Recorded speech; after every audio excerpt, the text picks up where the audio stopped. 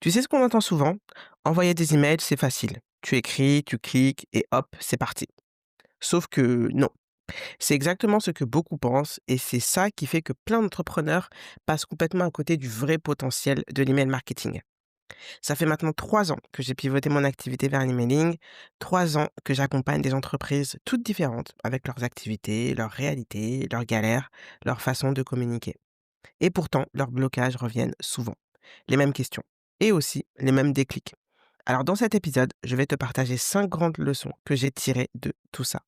À la fin, tu auras une vision plus claire de ce qui fait la différence entre un email qu'on ignore et un email qui vend, des pistes concrètes pour améliorer ta stratégie et j'espère l'envie de t'y mettre sérieusement. Vraiment. Bienvenue dans Mission Emailing, le podcast où on apprend à faire de l'email une arme secrète pour son business. Moi c'est Phyllis, consultante et formatrice en emailing. Après plusieurs années à travailler comme responsable communication et à accompagner des entrepreneurs, je me suis spécialisée dans un canal sous-estimé mais ultra puissant, l'emailing. Si tu veux des stratégies concrètes, des astuces simples à appliquer, des partages d'expériences et une bonne dose de motivation, tu es au bon endroit. Alors installe-toi bien et c'est parti pour l'épisode du jour. Alors la leçon numéro 1, c'est connais bien ton public. Parce qu'un email qui parle à personne, il sert à rien. Ton audience qui te lit, elle doit se reconnaître, se sentir concernée. Et ça passe par le fait de savoir à qui tu parles, ce qu'ils vivent, ce qu'ils attendent de toi. Donc plus tu segmenter, donc catégoriser ta liste mail selon des critères définis, plus ton message y trouve sa place. C'est comme si tu vendais des chaussures de randonnée à quelqu'un qui part à la plage, ça ne matchera jamais, on est d'accord? Et ça me fait penser à une cliente que j'ai eu l'occasion d'accompagner, qui me disait qu'elle avait l'impression que ses newsletters ne servaient à rien et donc elle pensait arrêter. En vérité, après avoir regardé, je me suis rendu compte qu'elle envoyait exactement le même email à ses anciens clients, mais aussi à des prospects froids qui venaient d'arriver. Personne ne se reconnaissait. Donc ce qu'on a fait comme travail, on a trié sa base, on a rangé, on a segmenté et au final, elle a eu de meilleurs résultats, un meilleur taux d'ouverture et aussi un meilleur taux de clic. Donc l'action pour cette première leçon que je t'invite à faire, c'est de jeter un œil à ta liste mail. Est-ce qu'elle est segmentée? Ou si oui, est-ce que les segments sont encore pertinents? Si elle n'est pas segmentée, crée au moins 2 segments, même basiques. Les clients passés, les prospects engagés, les prospects froids, bref, vraiment la base en fonction de ton activité et tu verras la différence, je suis sûre et certaine. Tu pourras même m'en dire des nouvelles sur mon compte Insta ou directement dans ma boîte mail. La deuxième leçon, c'est de donner avant de vendre. L'erreur classique, c'est de vouloir vendre tout de suite. Mais avant de vendre, il faut que la personne elle comprenne pourquoi elle va t'écouter, pourquoi tu serais légitime à pouvoir l'aider et aussi qu'elle puisse te faire confiance, qu'il y ait une espèce de proximité entre vous deux. Tu vas pas embrasser quelqu'un au premier rendez-vous, on est d'accord? Enfin normalement, hein. Et ça me fait penser à, une coach qui, je vais l'appeler V, qui est coach bien-être et elle faisait cette erreur-là. C'est-à-dire qu'elle s'adressait à sa liste mail uniquement quand elle avait quelque chose à vendre. On le fait tous, hein. Moi aussi je plaide coupable, c'est ce que je faisais au début quand je démarrais et donc c'est ce qu'elle faisait, rien d'autre. Évidemment, les ventes n'étaient pas au rendez-vous, en tout cas à la hauteur de ses, attentes. Donc ce qu'on a fait, c'est qu'on a rajouté des emails de contenu, donc des newsletters pour créer du lien, pour faire monter un peu la température et du teasing avant chaque lancement et au moment de partager son programme, boum, ça a changé. Les ventes, elles étaient beaucoup plus fluides, beaucoup plus, nombreuses, parce que les gens ont été préparés en amont et son programme arrivait comme une évidence. Alors l'action que je te donne pour cette deuxième leçon, c'est que dans tes emails de janvier là, commence pas tout de suite avec l'offre, nouvelle année, nouvelle résolution, achète mon service. Commence d'abord par du nurturing, une histoire, un retour d'expérience, un conseil utile et tu vendras après, genre en deuxième quinzaine de janvier, mais pas dès le début, s'il te plaît. La leçon numéro 3, c'est que le bon timing, ça se teste, ça ne se devine pas.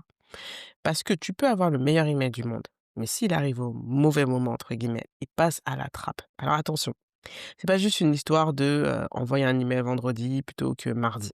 Le vrai sujet, c'est que, personne ne connaît le meilleur jour universel pour, envoyer des emails. C'est vraiment, ce qui marche pour chacun. Ce qui marche pour moi, ça ne marchera pas forcément pour toi. Donc ce qu'on a fait avec une cliente et tu peux aussi t'en inspirer, c'est que, elle venait de se lancer, donc on n'avait pas trop une idée de ce qui était le meilleur. On entend souvent que les meilleurs jours sont les mardis et jeudis. Donc ce qu'on a fait pendant un mois, on a testé l'envoi de sa newsletter le même jour, la même heure et le mois suivant, la même chose, mais sauf qu'on a changé le jour et l'heure et on a vu un peu, quelles étaient les meilleures réactions, suite à ces envois et ça nous a permis d'en tirer des conclusions. Donc, faut pas se dire que le mardi, c'est magique, c'est le best day pour envoyer ses emails. C'est, en fait, de ne pas envoyer au hasard, mais de vraiment, de tester. Parce que le timing, ça s'optimise par le test, pas par l'intuition. Donc, si tu sais pas quel est ton meilleur créneau pour envoyer tes emails, tu peux faire la même chose. Teste un horaire pendant un mois. Change le mois suivant. Compare, décide et ajuste. Leçon numéro 4, l'urgence. Le vrai déclencheur, hein, pas la fausse pression. Parce que dans les emails de vente, on le sait, hein, il faut toujours avoir un facteur d'urgence pour donner envie d'acheter au moment où tu parles de ton offre. Il y a la fameuse deadline, hein, tout le monde en met une, dernier jour, plus que 24 heures, etc. OK, mais ça ne suffit plus. L'urgence qui fonctionne, c'est celle qui a une bonne raison d'exister. Exemple concret, en novembre, donc j'avais organisé un workshop privé uniquement pour mes anciennes clientes pour, bien terminer l'année avec, différents types de campagnes d'email. Et donc moi, mon urgence, c'était que les places, elles étaient limitées et surtout, que le sujet du workshop, c'était de préparer la fin d'année actuelle. Donc c'est vraiment ça, c'est maintenant ou jamais et ça ne reviendrait pas. Et donc c'était ça mes 2 degrés d'urgence qui ont fonctionné. Autre cas client, j'avais une, cliente qui vendait un pack en fait avec, différents produits, c'était en e-commerce et donc au début, elle avait juste proposé juste ce pack. Je lui dis: «Bon OK, le prix il est quand même un peu conséquent, il faudrait quand même rajouter, des petits éléments d'urgence pour donner envie d'acheter maintenant et pas après». Donc on a rajouté le fait que ce pack, c'était une exclusivité, que ça ne reviendrait pas. Un petit cadeau pour les 5 premières acheteuses et aussi une livraison offerte pour, déclencher l'achat beaucoup plus vite et ça permettait de passer à l'action. Donc l'urgence, c'est pas forcément faire peur, mais c'est donner un cadre clair et donner envie, d'acheter. Ton action pour toi, dans ta prochaine campagne de vente, je ne sais pas quand elle sera, mais pense aussi à ça. Pourquoi on agirait maintenant en achetant, ton offre? Qu'est-ce qui change si on attend? Quel est le petit plus qui peut récompenser la décision rapide? Si tu sais pas répondre à ça, ben, c'est normal que ton audience bouge pas et donc il faut réfléchir à une, réponse à ces questions pour pouvoir, ben, faire bouger ton audience. La leçon numéro 5, c'est d'analyser et d'adapter et je sais que beaucoup ne le font pas ou ils regardent juste en surface et ça me désole. Tu peux pas améliorer ce que tu ne regardes pas. Moi, personnellement, tous les vendredis, je check mes stats, mes taux d'ouverture, mes taux de clics, mes taux de réponse, mes désabonnements et j'ajuste en fonction. Je regarde ce qui a bien fonctionné et je m'inspire de ça pour la suite. C'est pas de l'amour, c'est vrai, c'est chiant, mais c'est vraiment ça qui fait la différence et qui te permet d'avoir, de meilleurs résultats. Pareil pour les séquences. Régulièrement, regarder ce qui fonctionne, ce qui fonctionne pas. Si tu as une séquence qui tourne, c'est bien, mais si elle te rapporte pas d'argent, il y a un problème. Donc c'est important d'optimiser régulièrement, régulièrement jusqu'à, bah, que ça marche et que ça t'apporte, les résultats à la hauteur de tes attentes. C'est vraiment important. C'est chiant, je sais, mais c'est important. Pour l'avoir fait, ma séquence de bienvenue qui me génère de l'argent, hem enfin de l'argent, qui me fait vendre, tous les mois, c'est pas dès le 1er, le 1er lancement, que je l'ai fait en fait, cette séquence de bienvenue, j'ai été amené à l'optimiser régulièrement, j'ai envie de dire plus de 10 fois, pour vraiment trouver la clé qui a permis de, hop, débloquer le truc en fait et de générer des achats, des ventes pardon, à chaque fois que des personnes rentrent dans cette séquence. Donc vraiment c'est un travail régulier. Donc je t'invite à le faire toi aussi. Tes emails du mois de décembre, regarde-les, analyse-les. Ouverture, clic, désabonnement, vente. Regarde un peu ce qui a fonctionné et note ce que tu as testé pour tes prochains, emails. Et la leçon, bonus que je rajoute, c'est la régularité. Parce que ça aussi, c'est un point, très important. Moi, personnellement, je fais beaucoup de batching. C'est vraiment ça me sauve avec, toutes les activités que j'ai. Hem, je me bloque une demi-journée et je batch up toutes mes, newsletters du mois et c'est vraiment, game changer et tu pas à, heu, traîner les pieds chaque semaine pour rédiger tes newsletters. Donc je t'invite à le faire, préparer 3 ou 4 emails en une session. Ça permet de tenir le rythme sans te, cramer. Et puisqu'on parle d'adaptation, parlons de 2026. En 2026, on garde quoi en emailing et qu'est-ce qu'on laisse derrière nous? Alors voilà ce que j'ai observé cette année auprès de mes clientes et ce qui va vraiment compter l'année prochaine. Sachant qu'il y aura bien évidemment un épisode spécial en début d'année prochaine sur les tendances emailing de l'année 2026. Mais ça te donne un peu déjà un aperçu. Alors, ce qu'on garde en 2026, déjà, c'est la simplicité. On arrête les emails super léchés. Ce qui marche vraiment, c'est des messages clairs, humains, directs, des histoires personnelles, de l'authenticité, du vrai, pas une pub et pas du fake. La deuxième chose, c'est la régularité. C'est la base, hein. Je vais le répéter, rabâcher même, mais c'est la base. Un email régulier par semaine, 2 fois par mois minimum syndical, mais être régulier, que, tes abonnés aient l'habitude de te voir, dans ta boîte mail tous les mardis, tous les jeudis, tous les vendredis, peu importe, mais que cette habitude soit créée avec tes, abonnés. C'est ce qui montre que tu es là, que tu sais où tu vas et que aussi tu deviens petit à petit top of mind auprès de tes contacts. La troisième chose, c'est la segmentation intelligente. T'as pas besoin d'être un expert tech, hein, attention, hein, c'est juste arrêter de tout envoyer à tout le monde. On peut le faire de temps en temps, mais pas régulièrement. Il y a un moment, vraiment, faut personnaliser, donc segmenter. Par exemple, client, prospect chaud, curieux ou ancien client ou personne très engagée. Enfin bref, essaye un peu de segmenter ta liste, s'il te plaît, surtout pendant les périodes de vente. C'est, game changer en termes d'engagement et aussi en termes de résultats. La quatrième chose, c'est les séquences evergreen. Donc tout ce qui est séquence de bienvenue, panier abandonné, post pour les e-commerce, post-achat, les séquences de réactivation, donc tout pour réveiller les endormis. Ça, c'est la base à créer, à automatiser et tu laisses tourner. C'est ça qui t'assure des ventes même quand tu es off. Bon, excepté la réactivation, mais les autres séquences, c'est ça qui t'attire véritablement des ventes. La cinquième chose, c'est, la valeur avant la vente, donc donner avant la vente. On ne change pas une équipe qui gagne, hein. Donner pour recevoir ensuite.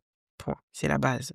En termes de ratio, si ça peut t'aider, il y a le 80-20 que l'on connaît et sinon ça peut être, de te dire que chaque mois tu vends, si tu envoies une newsletter 1 fois par semaine, ben, soit tu vends en début de mois ou en fin de mois, et si tu envoies 2 newsletters par mois, bah, c'est, 1 newsletter sur 2. Ou 1 mois sur 2. Mais vraiment, mettre le relationnel, la connexion avant la vente et elle viendra par la suite, je peux te l'assurer. Et ce qu'on laisse en 2026, c'est les newsletters «quand j'ai le temps» entre guillemets. Genre, je ferai une newsletter quand j'aurai le temps. Parce que si tu disparais, bah, ton audience, elle t'oublie et quand tu reviens, bah, plus personne ne te réagit. C'est qui cette personne? On t'a déjà oublié. On laisse aussi les emails surproduits, les 15 blocs de texte, les gifs, les visuels, bref, non. Non, non, non, non, non. Les emails qui performent le mieux sont les plus simples, je peux te l'assurer. Ton lecteur, il veut ton message, hein, il veut pas un magazine. On laisse aussi les promesses magiques. X euros en 10 jours, blablabla, ça, on laisse loin derrière. Les gens veulent comprendre, ils veulent pas qu'on leur vende du rêve. Il faut que ce soit vrai, authentique. On laisse aussi les stats isolées. Dire: «Ah, j'ai 50 taux d'ouverture, c'est trop bien, ma newsletter marche». Non, on te ment. Les gens qui te disent ça, ils te mentent, c'est faux. Une stat isolée, elle ne veut rien dire. C'est vraiment tout le chemin ensuite. Ouverture, clic, action et potentiellement vente. Mais juste un taux comme ça, non, non, non, ça je ne suis pas d'accord. Et les gens, les formateurs emailing ou les coachs emailing qui te disent ça, c'est des menteurs.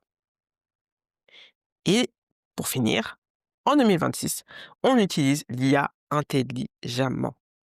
Parce que je vois plein d'agents IA là qui pullulent sur le web de plus en plus. Je les vois et d'ailleurs je prendrai la parole à ce sujet très bientôt, qui te promettent de rédiger une newsletter en 3 minutes, de rédiger des emails de vente en 10 minutes, blablabla. Bref, j'en parlerai, hein. Mais ce qu'il faut savoir, c'est que l'IA, oui, c'est un accélérateur, mais c'est pas un cerveau. Il y a pas ton ton, pas ta vision.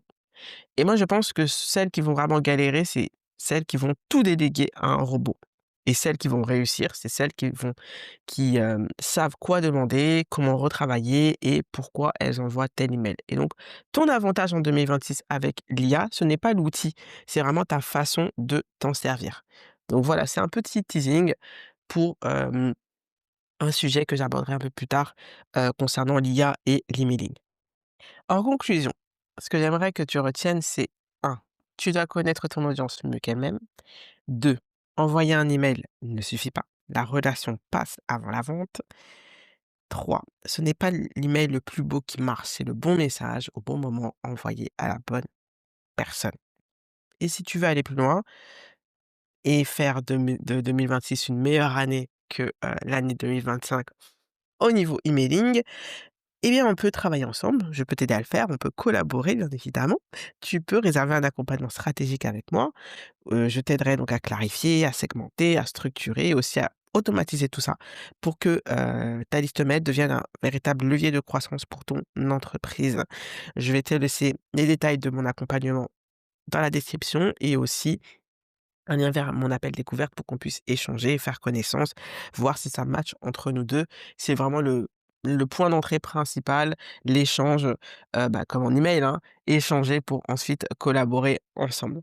Ou même si tu as d'autres questions, ben, on peut en parler, lors, de l'appel découverte avec grand plaisir. Et si, cet épisode t'a parlé, ben, partage-le autour de toi, à une amie entrepreneur ou à des collègues, pour qu'ils en prennent connaissance et je t'invite aussi à mettre 5 étoiles, sur Spotify, Apple Podcast ou toute autre plateforme et me dire aussi, quelles leçons, t'a le plus parlé en commentaire ou par email ou sur Instagram. Et d'ici là, je te dis à très vite dans le prochain épisode.